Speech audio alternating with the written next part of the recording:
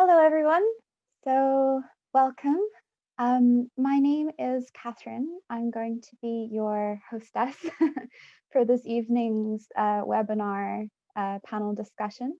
The topic of which I'm sure you all know is investigating a practical spiritual routine. So you're all very, very welcome for this evening. There are a couple small things I just want to cover as housekeeping before we get started, if that's okay. The first one is that if any of you have any questions, you can type those into the chat. As we go through, we'll try to address questions that fit in, but there might also be some that we leave more towards the end, where then we can kind of go through those as well. So if we don't get to it immediately, please be patient with us. And then the other thing would be that we are hoping to have kind of like a second event, which won't necessarily be a webinar. It will be more a discussion and interactive with the audience, hopefully. So if there are any questions that we don't manage to get to, or there are things that you really wanted to go a bit more in depth in, check out, that kind of space. We'll talk a bit more about that at the end. And hopefully you'll be able to come to that event and discuss a bit further. So I'm going to introduce our three panelists for this evening. These are three friends who this evening have kindly agreed to share their thoughts and opinions with us on this topic. So what happens tonight is the thoughts of these friends, and it's informed by kind of their experiences, their faith, a multitude of things. So I'll start by introducing our panelist, Sammy, who has the lovely bright pink hair, and our second panelist, which is Samim, who is our gentleman joining us for this evening, and Sanaz, the lovely Sanaz over there in a lovely white jumper. So thank you, the three of you, for joining us this evening and for being willing to come on and share your thoughts with us. Really appreciate it. And everyone is more than welcome. So I guess we can get started then. So just to reiterate, our topic for this evening is investigating a practical spiritual routine. And so kind of key word in that sentence is this idea of practice and practicality and routine and daily things that we do. And so I think a starting point really for us would be, how does viewing religious practice as a kind of actionable thing change our engagement with faith? If we can start there. So if I might start. In my view, the two are intrinsically related. You can't have a meaningful relationship with God without action, and whether that action is prayer or service to others or involvement in the community, all of those are aspects of relationship with God. But to me, they're so enmeshed that you can't separate the two. Like action and faith can't be separated if you examine the true meaning of faith. Because action is really the requirement of faith. God doesn't really ask us to be idle in any sense. The worldwide administrative body of the Baha'i faith, the Universal House of Justice, sums it up as 6 points that are of our obligations to God, which is the recital each day of one of the obligatory prayers, the regular reading of sacred scriptures, prayerful meditation on the teachings, and striving each day to bring our behavior into line with what God requires from us, teaching the cause of God, and selfless service in the work of the cause. So you can see that none of those are really passive concepts in any sense of the word. Some of them are more active than others, but none of them are passive. It's important to remember, to me, that even though faith is deeply personal, it's not enough to just say that you have faith. As Baha'u'llah says, let deeds, not words, be your adorning, which is also a familiar idiom in English of let actions speak louder than words. And to me, that's the core engagement with faith. Thank you so much. If anyone else wants to add. Yeah. If you don't mind, yeah, thank you so much, Sammy. Yeah, just maybe to add a thought or two to what you shared already, Sami. I think if you look at the life of the human being, the thing that informs us or motivates us is our knowledge of things. So if you know that something happens at a certain time, or if you know that you need certain foods to be healthy, you tend to act upon that knowledge. Or if you're told something, if you're told, there's someone in the next room, you investigate, you take action to go and find out, to, in a sense, to gain more faith in that bit of knowledge. So I think that religious practice and action are completely interconnected, because if you learn something and you don't act upon it, how do you become more sure of it? How do you become more convinced of it? So it's the same within scientific practice. If a theory is put out, it's tested. It's tested by many and numerous people who try to put it into action to explain new phenomena. And I think that's no different with religious practice, that religious texts, the teachings of all the great religions, have within them teachings about reality, about the reality of the human heart, or the need for certain healthy practices to develop our spiritual nature. And until we act upon them, we can't be sure if this is true or not. So I think our faith is intimately connected to actually taking steps and acting upon religious knowledge. So just lastly, Sami, you mentioned a number of things, for example, that are found within the Baha'i teachings, and we've been prescribed certain things. Until you act upon those things and bring them into your life, you won't actually know, you won't have greater faith in what those things can do. Yes. Thank you so much, Sami. Yeah, I'd like to. I would agree both with Sami and Samim. I think that for me, it makes it dynamic. It's not just sort of everything is not abstract. It's sort of taking the principles, the spiritual principles that we're sort of we learn about throughout our lives, and as we read about and read into the holy writings, it's sort of it brings color to it, and it brings and it sort of permeates all different aspects of our lives. So whether I'm at work and interacting with someone, or whether with my family, or whether I'm with a neighbor, whoever it may be, it's sort of, it's working, it's sort of in motion, versus like I read something and I say, oh, that's beautiful. So it's a really dynamic part of life, really. It just, yeah, it kind of brings color to everything. Thank you so much, Sanaz. That's great. Really interesting, guys. Yeah, I guess it's very interesting how, Sanaz, you mentioned, like when you read something and it can really touch you, or you can find it very beautiful. I sometimes feel that we also manage to kind of consolidate things in our action, and in a way that action can almost become like the experience of that beauty or light that we've read somewhere. So thank you so much for that.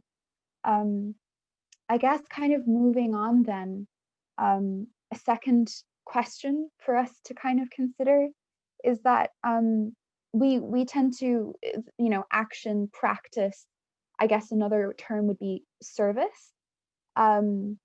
So how have you guys come to understand service as an action? Because it can mean different things in different contexts, right? So how have you guys kind of come to understand service as an action? What does it mean to all of you? Because there can be diversity in that, but there can also be unity in that. So I'm interested to see what you guys think. So my understanding of the concept of service is that you can really kind of separate it into two concepts, which is service to the self and service to others. And we're very familiar with service to the self because in pop culture, the concept of self-care is a very familiar one to us. But the reality is that you don't attain spiritual enlightenment through a bubble bath. So, when you talk about self-care, you're often limiting that to our physical reality, whereas while that's obviously important, it's actually our spiritual reality that is more important, and that's what we need to be practicing self-care about. So in a spiritual context, we have the divine physician, we have God to guide us for what we need. So as Baha'is, for example, we're asked to read the writings and pray daily. We're also asked to bring ourselves to account each day, to examine our actions and hold ourselves accountable. These are daily tasks. I spoke about previously that there's a lot of other regular actions that God requires of us. And one of those is the other sort of service, which is service to others. And it can sound intimidating or overwhelming when you talk about something that's such an umbrella concept like service to others, but really most of us do those kind of things every day. You know, it might be something small, like maybe you make family members a cup of tea, maybe you offer to babysit for a friend, maybe you buy a person in need a sandwich. Like all of those are small but meaningful. It might also be that your work is an action of service. You might be a caregiver, you might be a teacher, you might be even in a role that is not traditionally thought of as selfless service, but you've found a way within yourself to create meaningful service out of that work.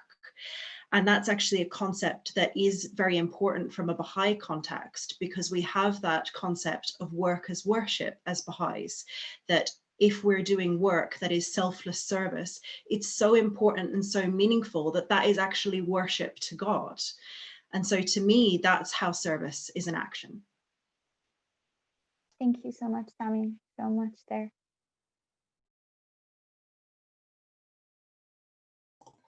So yeah, just Sami follows Sami. Yeah, I'd just like to add, I think just also leading on from what we answered in the previous question, where we described knowledge and how, well, I mentioned that knowledge somehow motivates. I think when we accept that the human being is not just an animal, or just, I mean, not to get into that discussion, but is not just a physical, doesn't just have physical needs, but has many other aspects to itself. Maybe one could describe them as emotional or spiritual. And I think when one starts to walk a path where you develop your spiritual aspect, I know for myself this was the case, you start to realize that your consciousness starts to expand beyond yourself, as Sami was mentioning, not just to serve your own needs. You start to be aware of your family members, you start to be aware of your neighbors, you start to be more aware of the world and what we're doing to it, and actually the terrible condition that it's in at this moment, and the systems we've created, and so on and so forth. And at some point, you're impelled to act. So I think the way I understand service is that service is an expression of your development as an individual and your desire to, and the actions you take to take that development, and also to help your society advance, your community advance in particular. And so the expression of your spiritual, the development of your spiritual nature finds its expression in the actions you take to serve others, to help others, to contribute as best you can. And the two reinforce each other. As you act more in your community, you realize there's many things you haven't developed. Maybe it's you go and you visit a neighbor because you know we need to visit each other. We need to remove isolation from our communities. And then you arrive there and you realize you don't have the patience you thought you did, or you have certain prejudices towards certain types of people that you never knew you had before. And then you have to return, reflect, pray, and go back again and strive within the arena of service. So the way I think of service as an action is that it is the expression of that knowledge in an attempt to develop, but also to make sure that it's not just isolated to yourself, that you're actually trying to develop a society or your community, you're trying to contribute somehow. So therefore, fundamentally, it is action. Thank you, Sami. Also, amazing point. Thank you. Yeah, I would actually say that I never understood service besides action. Like that's the like when I thought about that question, I was like, that's the only way I know it, that you sort of have to take a step. So kind of like I was saying previously, like, you know, the service act component is sort of that dynamic thing that I was talking about in the first question, really, is that you sort of have to move, like whether, you know, you're in a community and you decide, oh, you know, there's kids or there are youth here, you know, I would love to engage with them and have conversations about their community and how we can contribute for the betterment of their own community. That to me is sort of just moving. There's like, there's an action component to it. I can't even think about service without some type of movement, whether it is, you know, volunteering at your local homeless shelter, or whether it is working within in grassroots and communities. For example, you know, the Baha'i community has a program for youth from ages 12 to 15 that's open for everybody. And so from any background, and really it's about, you know, this concept that we've been talking about is this sort of looking at these spiritual concepts of trustworthiness, of love, of kindness, graciousness, and then how do you sort of implement that into your own communities? And, you know, that particular program is, it's working with the youth to recognize that and how they want to contribute to their own communities. So I think I can't even imagine it without some type of movement, like the action aspect of it. And sort of like what Samin was saying, that that's sort of how you keep learning and expanding on sort of that spiritual life, basically. Yeah. Thank you, Sana. Really interesting points there. I really liked, Sana, that you kind of implied almost a cycle there. I think all three of you actually touched on that as we're putting things into practice, it then kind of reboosts the individual side, that there's this kind of twofold thing going on. I think that's really interesting. And then also, Samin, you kind of touched almost on like a collective consciousness thing of expanding our consciousness beyond just ourselves, and I guess recognizing the interconnectedness between us and our communities and beyond. Really, really interesting. Thank you so much. I guess then moving on from that, so really that's a great place to go from then, because we have this understanding of Sami, as you kind of said, you know, service to the self in a way, and then service beyond ourselves. And as you guys all laid out, you know, on the more introspective side of our spiritual practice, we might have things like, you know, mindfulness or gratitude are things we're hearing more of in people's practices. But what really underpins everything are the concepts of like prayer and meditation, and that kind of thing. So how do you implement prayer and meditation in your daily routine? In a, you know, what does that look like? And then leading on from that slightly, how does that impact your service? And even just your daily interactions, whether they be with yourself, your inner kind of interactions with yourself, your interactions with your friends and family, and then I guess a tertiary level of your service. So yeah, how do you implement things like prayer and meditation, and how do you find that boosting or improving or enhancing your concept of service? Samin, do you want to go ahead? I just wanted you to, when you say your service, do you mean the things that we're trying to do to contribute to society, or is that what you meant when you said your service? Okay, cool. Yeah, great. yeah. So to me, in answering that question, I think it's important to establish like a fundamental foundation concept, which is that prayer is communication with God, and that communication with God is what should guide our service, because the two are interlinked, as we were kind of talking about earlier. Making it a part of your daily routine is a very practical question and really has very practical answers. Like, for most people in the modern world, checking your phone is the first thing you do. For a lot of people, it's the first thing you do before you even get out of bed. And the reason that we do that is because it's an ingrained habit, because we get an immediate reward out of it. We get a text message notification, we get a Facebook post, you know, like we get an immediate endorphin boost. And the only person that serves is the people that created Facebook, created Instagram. Right? So if we use that time instead to establish good, healthy spiritual habits like prayer, like meditation, like bringing ourselves to account, then we would start to see benefits that are for ourselves and for our community, because it would have knock-on effects for the kind of service that we do, rather than becoming a feedback loop of social media. As an example, another example, like if a doctor told you to take a daily medication because you would feel better, most of us would do it, because the concept there is that we're listening to somebody that has more knowledge of what is good for us than ourselves.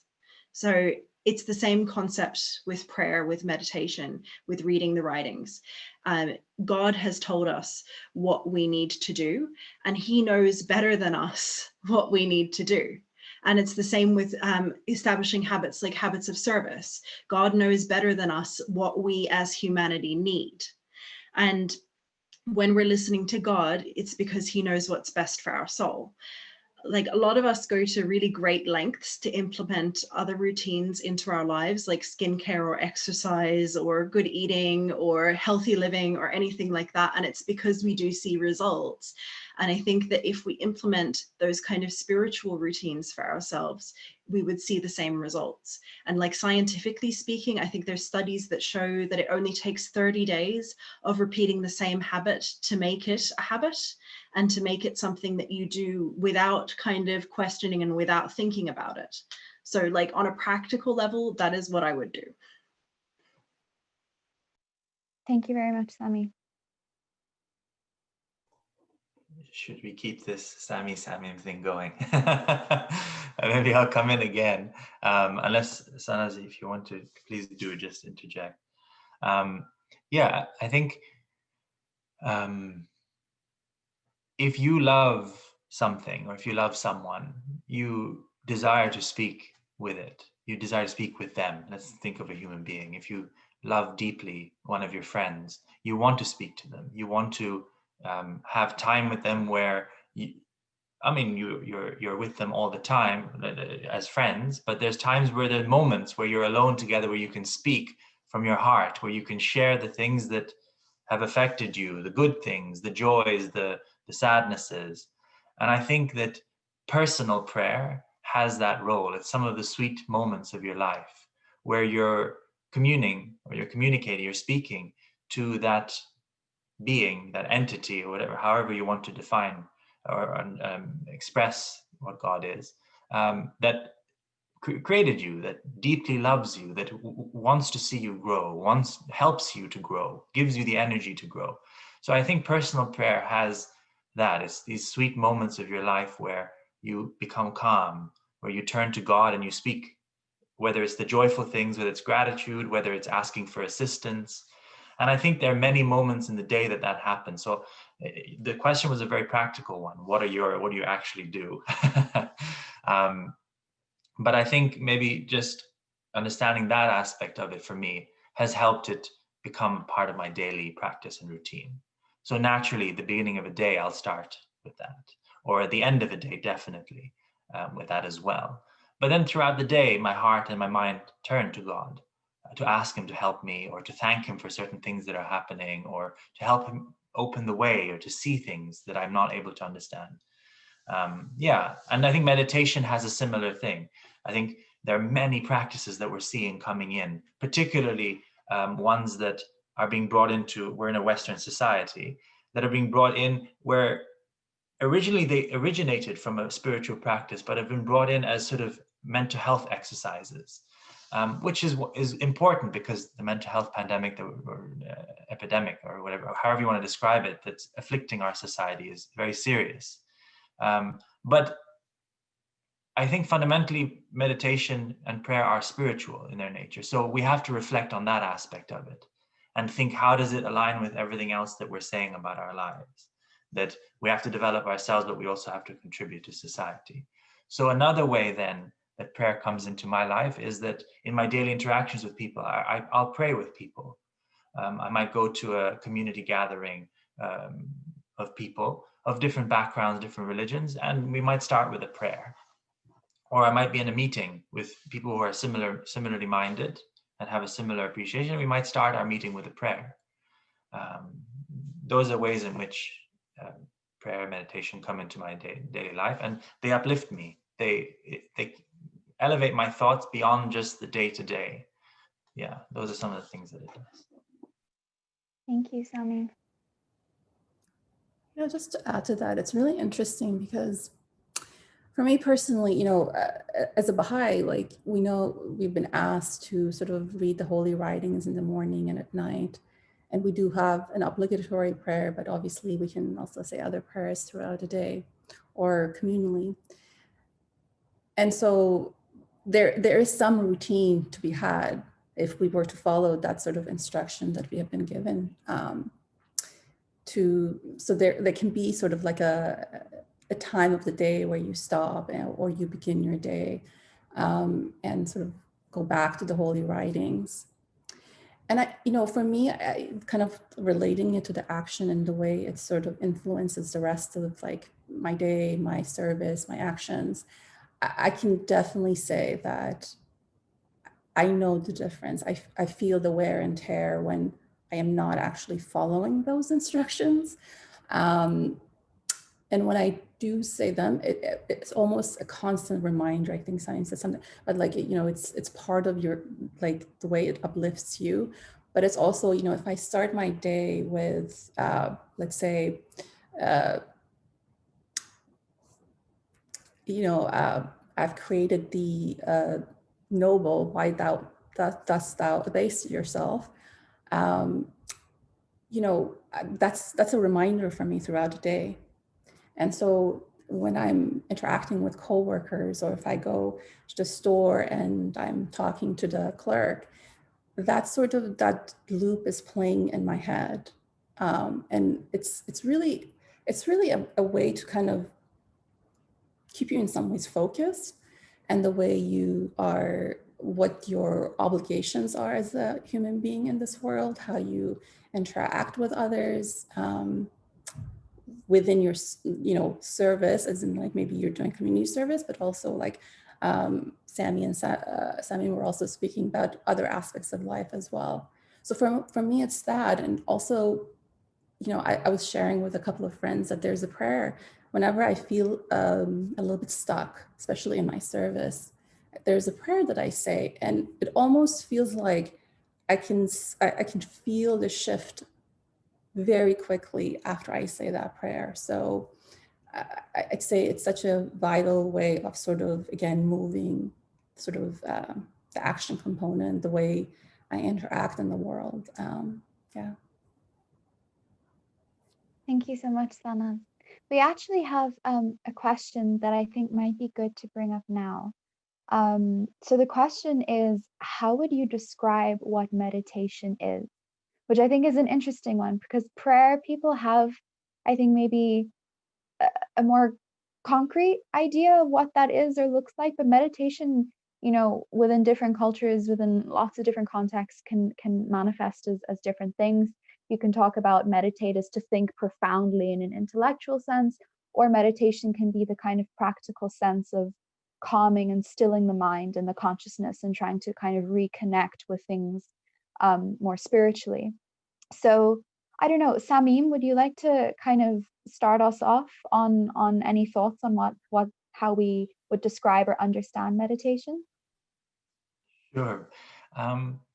Yeah, I think I just touched on it briefly, actually, that I think there are many different forms and ideas about what meditation is. So I think like with everything, these are just our thoughts. But one of the things that informs my understanding of meditation is there's a wonderful book from the writings of Baha'u'llah. Baha'u'llah has written thousands of volumes of writings on many different things, but there's one that it's titled Prayers and Meditations, and when you read through it, it's just very beautiful. It almost, it's like a banquet for your soul, for your mind and your heart. But the part where it always used to get what I wondered was the part where it says prayers and meditations, and I used to sort of go through and wonder where are the meditate, like what are the, because I'd always thought of meditation as sort of sitting and repeating a mantra, or like that's how I'd heard of meditation. Not that I hadn't done those things, but I'd heard of it that way, and it wasn't something that I was so drawn to. But in his writings, there are some of those prayers that he's speaking to God. It's like when you read them, you feel like you are speaking to God in that language. And there's others where he's talking about certain themes. Like it's like a deeper meditation upon a certain topic. And I realized actually that in my prayers, sometimes I wouldn't do that. Like I'd pray and I'd speak to God in different ways, but I wouldn't take a moment within that time to meditate on what justice means, or what does love look like within my family or within my workplace. Or for example, I had studied at the time when I was developing my understanding of these, I had studied neuroscience. I didn't meditate upon what is my understanding of the brain.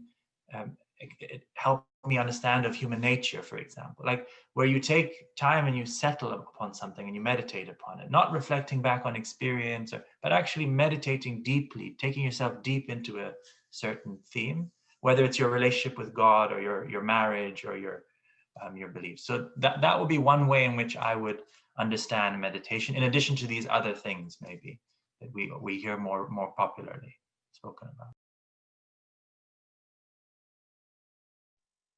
Sami, would you like to go for it? Like I agree completely with what Samuel was saying, but just something that I always thought was interesting is there's been a number of scientific studies that show that 30 minutes of silence, even if you're walking, even if you're doing something else, but 30 minutes without kind of media interruptions, without listening to music, without having a podcast on, without having the TV on in the background, has enormous mental health benefits for everyone. And I really do think that that's meditation related, because it isn't something that we get a huge amount of in today's world, of just quiet time to self-introspect and to think on deeper concepts, because we're surrounded so often by media, by entertainment, by things to divert ourselves with. And so it's not something that we're in the habit of, but I think it is something that's valuable. And it's interesting to me that there are studies now that are showing that from a scientific perspective as well. Very good, thank you. If I may offer something as the hostess, but just briefly, I was drawn as well to think one of the practices that for Baha'is we kind of is prescribed for us is to recite Allahu Akbar 95 times, right? And in a sense that this is also kind of a meditation, to sit and draw your mind onto this, the repetitive nature, like a mantra almost. I think that is also a really practical routine type thing that has some correspondence to one of the ways in which people understand meditation. And then Sami, I was really interested in what you were talking about with letting something settle and considering something in a very deep way. Sometimes when we think of considering something, especially the kind of Western way of thinking about the word meditate, it's a very intellectual thing. But I also think part of that consideration, maybe that what you were getting at is, in the writings we hear a lot, meditate in your heart on this matter.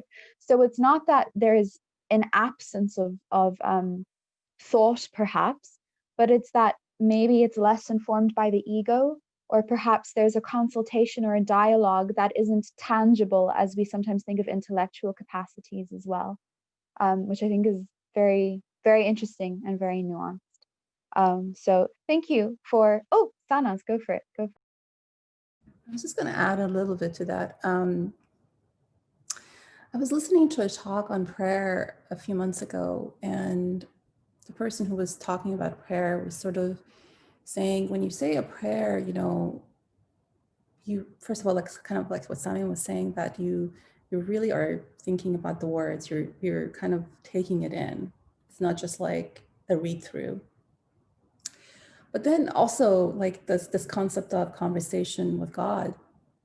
When you do say that prayer, it's not like, okay, I said it, okay, now I'm going to go off to something else. But you're really like sitting, and what Sami was saying, the conversation with God is really happening. It's sort of like, this is going to sound silly, but like, okay, so I think this, what do you think? And then sitting with that and seeing if we have this connection with our creator, then those answers will come to us within the conversation. But I would say that then you have to take some action, of course, for it to, for roads to open, path to open, but really like to sit there and sort of really like, have a moment, if you will, versus sort of like rushing out of it. I think that's sort of the meditation that, at least that's what I understand, meditation within the form of like, within the concept, the sort of framework of prayer and then hopefully action later on. But yeah, I think it's sort of being really like engaged with your creator. Thank you, Sana. Thank you also for submitting that question. Led to some really nice little thoughts there. You kind of, Sanas, there added something that I think would be good to transition into the next thing, as you were saying, hopefully there's an action component after this process. And so if we have this kind of concept of personal spiritualization, if I can say that, and then service being the kind of outward expression of aspects of that, just because you phrased it as hopefully there's an action part, why is it so important that these things go hand in hand? Because that way of thinking about it almost implies that there's gonna, as we said, something missing if there isn't that action part. Do you think there's almost like a detriment to not having both of these things occurring together? Why are both so necessary, if that makes sense? I know that might return to some of the earlier concepts, but I think they're important if anyone wants to have a crack at that. So kind of coming back to something that I said earlier, if you examine what faith truly means, like action is the requirement of faith. And if you take a concept like service to others as a spiritual habit and as a concept that is part of personal spiritualization, you can immediately see why outward expression has to go hand in hand. If we ask ourselves what is the actual purpose of spiritualization, of religion, outward expression surely has to be the end goal. You can look at it from many different perspectives, but personal spiritualization is the preparation for that. And if you only have the outward expression without the personal spiritualization, there's no foundation for those outward actions, and you are limited in what is achievable. If you only have the personal spiritualization without the action, then you end up in a feedback loop of action. Very good. Thank you, Sammy. Yeah, Sammy, do you want to add anything? Just to build on what Sammy said, I think maybe just a simple analogy or anecdote, but if you think about it, if you're working on your spiritual side and you're trying to develop yourself and you're trying to become more and more patient and more loving and more kind, how do you know if you are? If you're not actually engaging with the world, with your community, with people around you. I think one thing is that when you act, when you serve, when you go and you try to serve others and be with others and practice the things that you're talking about or thinking about and praying about, you start to see, actually, it helps you, it gives you a buffer. I think we've seen many examples where that hasn't been, where ideas are made in someone's house at their table. They've thought through perfect systems, but actually they don't work with the world around them. So I think actually we need change in the world. The world needs to change. But unless it's done in a process of individuals trying to develop their own selves, bringing themselves to account, trying to reach higher levels of compassion, of love, of empathy, and then doing that, acting upon that, it's going to be quite difficult to create a world that is truly just, because it's either we change the world out there and we stay the same, or we change ourselves and we stay at home. Those are the two things that tend to happen on two extremes. But when you bring the two together, You're changing yourself as an individual, and you're also working to help society improve. And that informs how you also develop yourself. Yeah. Thank you. Dana? Yeah, I think they're completely actually very interconnected. Sort of, I can say that in my own personal life, like, at least I think, I don't know what other people's would think, but it's really like through being in the action component, being in the service component, where I saw my own personal growth, and because you get tested when you're out there doing stuff, and you see the things that you're struggling with, spiritual concepts that you're struggling with.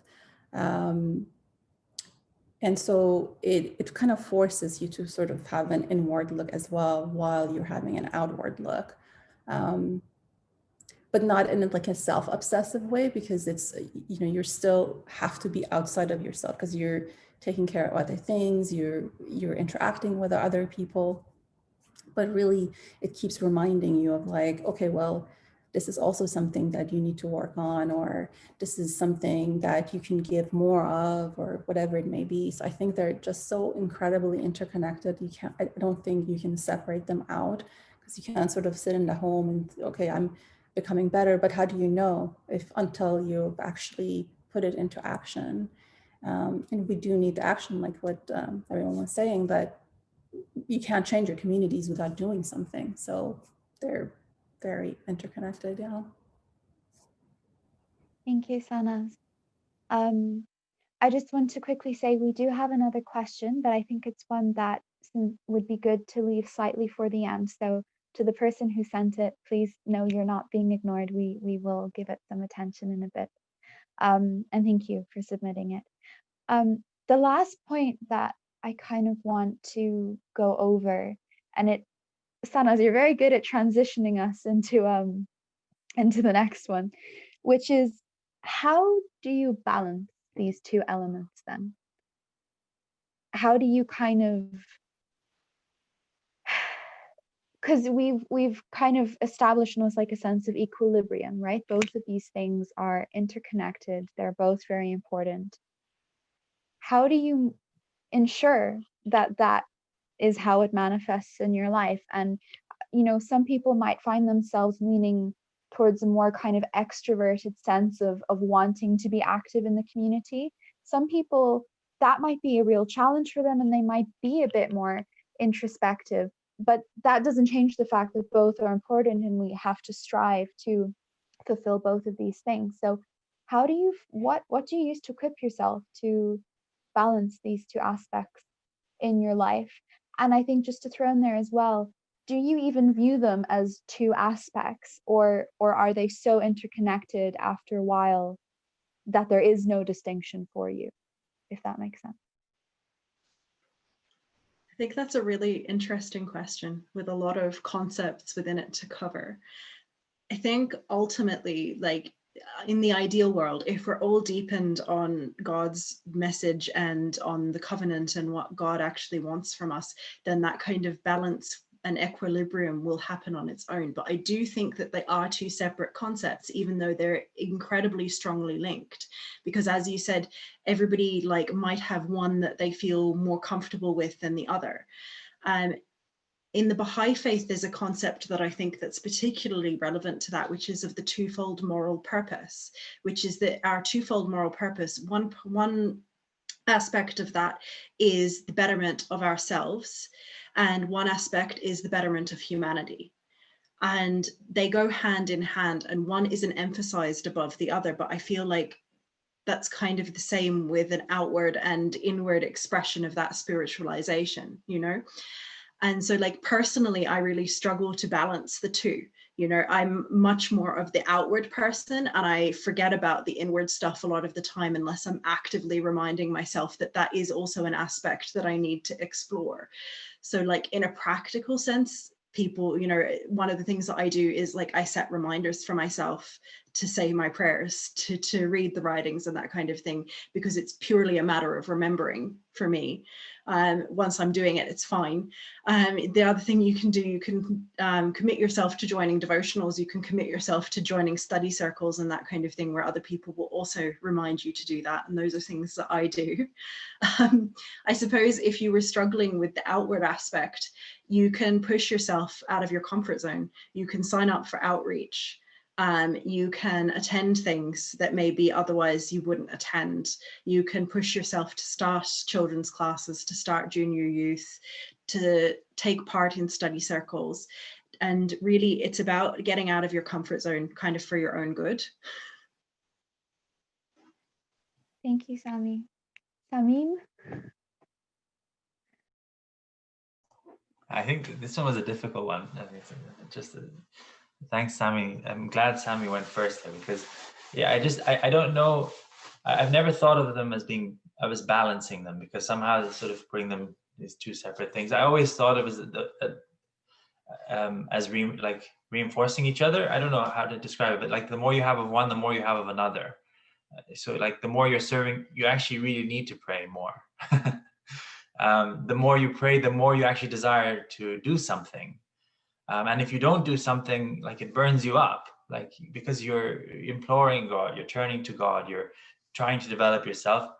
And then if you're not acting, it affects you. So I think in a sense, I thinking of them as balancing, I find difficult, but I just think the more you have of each, they sort of impel you to do the other. Yeah. And maybe just one last little thing going on from what Sami said, I think a way in which maybe if we think of the limitation of time, I think a way in which maybe these things can become more and more part of our lives is if we shape our lives around them. If they become part of every space that we're in, if we are trying to serve in our neighborhoods, in our home, with our families, if we're praying with our friends, I think that's a way in which these things can be more present in our lives. If that's what maybe balance can be thought of as more present. Yeah, those would be my thoughts. At least from my own experience, that's what I've tried to do or seen people do. That it seems good. Thank you. Sana? Yeah, I would agree. I think I've actually never thought about it myself either, as far as like the equilibrium of it. Because I do think, I think the same. I think they're very intertwined with each other. But I kind of going back to sort of this concept of, we are asked, at least as Baha'is, but I'm I think most people who are sort of spiritually inclined or are within a religious context, we are asked to sort of go back to praying and sort of reading the holy writings. So I think if you're sort of doing that, I think you're already kind of taking that care of that aspect of sort of the individual, if you will, your own personal sort of meditative part of sort of your spiritual life. But yeah, I would agree with Simon. I feel like it's they really do play on each other, and you kind of need both of them. And once you start one, you sort of like you kind of loop in and out, and yeah, and within even the daily life as you go about, you might be sharing a prayer or whatever it may be that you're doing. Yeah, I sorry, I'm kind of all over the place with it, but I also kind of don't see them. I think they balance each other out, kind of. Yeah. Thank you. That yeah, very interesting. I see a lot of what you mean in terms of the sense of balance. I think we just got something in the chat on that. I'll read it out. Balance suggests something slightly tipsy, as if walking on a tightrope. A more apt word to describe worship and service might be coherence or unity. They are interwoven, creating a whole pattern in one's life and in our community as we collectively worship and serve. Beautiful words. I see everyone nodding. Thank you so much for sharing that with us. Lovely. So thank you so much. That was really interesting. I want to go briefly to just one other question that came in, which was, let me find it. So this is from someone who says, although I am not a Baha'i, I share a belief in the Baha'i philosophy. I am an older person and would be interested to know your views on yoga. I don't know if any of you have any thoughts on that. You can nod or shake your head if you don't want to take yourself off mute yet. Sami? Sure, I'll try. So I actually do yoga.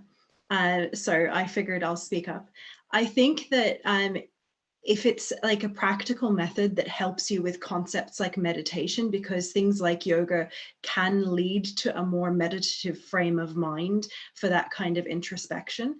But I think that one thing that we have to be very careful of in the religious community is being wary of things that are kind of pop spirituality, and things like yoga. In my experience, a lot of the time because there's such a yearning from humanity for that kind of guidance, it can get turned into a sort of pseudo spiritual concept, whereas really what it is an exercise. It's an exercise that helps your body, and it can help you center your mind for concepts like that, but it certainly doesn't replace any kind of spiritual goals or any kind of religion. Very interesting, Sami. Samaz, did you pop your hand up? Yeah, I think that I don't do yoga, but I think that just sort of like examining and sort of seeing what it has done for people, I think kind of like what Sami was saying, I think it does create a more calmer mind, and hopefully that sort of leads into the way it's really like, again, I don't think we have to separate things out. I think it's just one aspect of life where maybe it centers you, it creates health in you to be able to do other things, because that's also part of life. Your body has to be healthy, it has to feel well aligned to be able to sort of get up and go and serve others, to whether it's your family members or friends or community members. So I think we don't need to like separate out like and create dichotomies in the things that we do in our lives. They can all kind of be intertwined with each other. And yoga certainly is one way of sort of centering yourself and being healthy of mind. Yeah. Thank you. Samim, please. Maybe also just to say that I know that the yoga that we see in the Western societies is quite different from its original source, which has a lot of spiritual teachings like intertwined into it. So it's not just working on the body and the strength of the body, which it's become actually, now that it's come to Europe and America, where we've tried to remove spirituality from most things. It also teaches you certain practices of being mindful of the balance of your body, of the need for centering yourself, even like spiritually. I think just to say that, I think that is something quite important to recognize, is that sometimes that part is forgotten and it's almost taught like an exercise or a morning routine for waking up, which is excellent. I think one of the ways in which I also try to think about some of the practices that we have, that we're seeing around us, is how does it contribute to the unity of mankind? We're at a stage in society where mankind has reached its maturity. We have huge amount of resources. We have huge amount of knowledge like we've never had before. We have interconnectedness like we haven't had before, and we're experiencing life as a collective in a way that we haven't before. So somehow we're at a new stage. You can't ignore that, and Baha'u'llah has told us this. He said that this is the age, the promised age, the age where all the religions of the past, all the prophecies of the past said that there would be a day when mankind could reach its peace. We've reached a place where that's tangible, even though the condition of the world is so far from that in terms of what we're doing with what we have. So when I think of practices on my day-to-day, that's a huge, I took that to a very big level. But if you bring that back to your day-to-day practice and the things that you try to bring into the world, into people's lives, I always try to use that as a touchstone. Like, how is this, if other people learn this, does this actually bring about the unity of mankind? And although there are things that I do personally, there are some things that I might not decide that I'm going to try and promote this in my community, because actually the thing that's needed in this community is something else. Like, for example, a consultation or meetings for people to think about the education of their children, or spaces where people can come together and understand what prayer is so that they can pray in their lives personally. So like, these are some of the things. This is just as an aside, I use the yoga thing to talk about this. But yeah, I usually use that I try to, as much as possible, to use that as a touchstone. When I try to serve others, what are the things that I bring from my personal life to try and bring into a community, to socialize into a community as such, yeah, to become part of my friendship. Sorry, not to cut you short. Thank you, Sami. The person who asked that question said, someone used the word balance, and he said balance relates to yoga as well, and then he thanked us for addressing his question. Thank you for submitting the question. Some really interesting responses. Sami, I was really intrigued by two things you said on as a tool to bring us kind of to center on spiritual aspects, and I think acknowledging that as some practices and concepts have kind of become westernized, things have been lost in translation, and I think that's also a very good point to make. Yes, so that more or less brings us to a conclusion. A little bit over 45 minutes, but I feel like we got some really wonderful thoughts out there and communicated, so not mad at that at all. If I may, well, first of all, give a big thank you to our three panelists, Sami, Samim, and Sanaz. Totally didn't pick you all on purpose because of your names. But thank you so much for joining us and for so lovingly sharing your thoughts and experiences with us. I've personally found it really insightful. So thank you so much. And I hope our audience has enjoyed it and gotten something out of it as well. So that's great. Thank you. If I may call on someone who you cannot see but is in the background, Fuad, if you would be able to share a screen for us for a few seconds. As that's happening, I'll just speak about what that is. So as I mentioned in the beginning, we're hoping to maybe set up, thank you very much. We're hoping to maybe set up another event that won't be a webinar or a panel discussion, but will be maybe more, slightly less formal. Not that this was necessarily that formal, but just a space where any questions that maybe you withheld or because of time, or maybe you want to kind of dig into a bit more, we do aim to create a secondary space to that where people can be more interactive in discussing that. So what is being shared on the screen now is just our Facebook page, Being and Doing. Thank you, Fuad, that's great. And that's just to direct you that anything that leads on from this event, if you want to message us, if you want to be interested in any events that are coming up like the one I'm suggesting there, this is your place to go to find all of that. So just that's there. So hopefully there'll be something coming up soon, and we can delve even deeper into some of these concepts and get even a wider experience or sharing of experiences and thoughts on this, because it's very beautiful actually. So that brings us to a conclusion. Just to say again, thank you to everyone, to our panelists, to our audience. Thank you for engaging and submitting some questions and comments. Really appreciate it. Hope you enjoyed it.